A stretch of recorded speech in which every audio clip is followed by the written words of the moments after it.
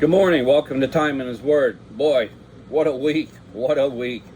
This morning's message is more of an update of what's going on. I appreciate all the prayers and messages I got. People praying for me and my wife and family as we go through this. It leaves you in such a fog. It's still difficult to try and get through the day because you're trying to just figure out what went on. You know what I mean? You got dealing with insurance companies, and now we're having to figure out whether to rebuild the house or buy a modular home. We're trying to weigh our pros and cons on that. But I wanted to get back on here and start bringing messages. I think more so for me, because try to get back in that routine of doing things and stuff. But yeah, the gifts from people in the churches, that it's just been overwhelming, and it just really helps you to understand who's those important people are in your life and keep them close. And if you're running late and they want to visit, take the time to visit. That's, there's a lot of personal lessons I learned this week, which anybody in any situation like this will learn. But I just wanted to say thank you. I was able to make it to church last Wednesday night, and I needed that so badly. And then of course I went to church on Sunday, and I almost didn't go Sunday. I just wanted to I just started to roll over in bed and go back to sleep. But I thought, I can't do that. If I do that, the enemy, Satan, he wins. I can't allow that. So once I got there, I was okay. I was still sleepy. Almost had to stand up at the back of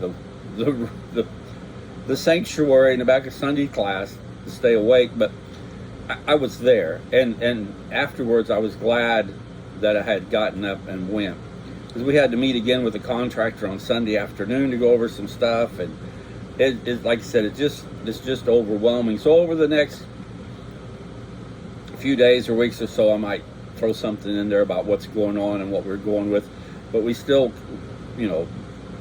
continue us and remember us in your prayers, and it is very appreciative. And I have no way of thanking each and every one of you other than just to say thank you. And a lot of times that doesn't seem like enough.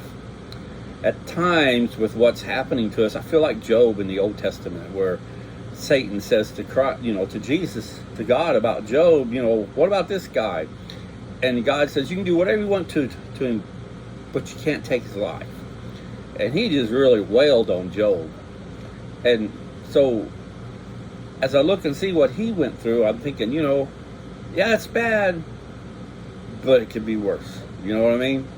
Where was I at the other day? I was somewhere the other day, and something had happened in their life, and I thought, what I got going on ain't nothing. So you can always find somebody who's in a worse off predicament than you are.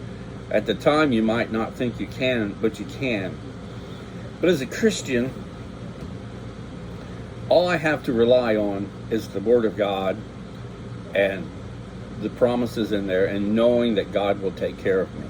There's a Bible my daughters gave me years ago.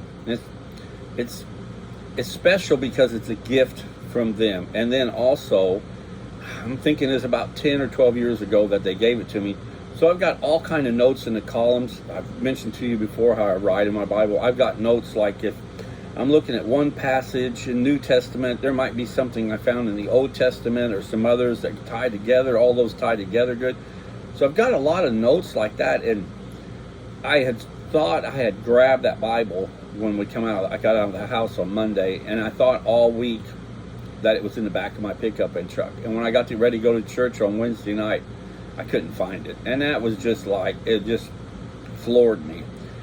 And then Thursday morning, we was getting ready to go, and we was in the wife's car, and there laid my Bible that my daughters had given me in the back seat there. And there was like a feeling of relief, because I had my Bible. Everything's going to be good now because I've got my Bible.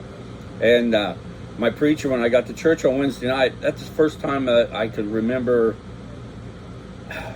Even as a kid, I'd grab a Bible to carry to church, that I didn't carry a Bible to church. And I told him, and we were talking, and he gave me a Bible. And I said, well, I'll get this back to you soon. You get one. He said, no, this is your gift.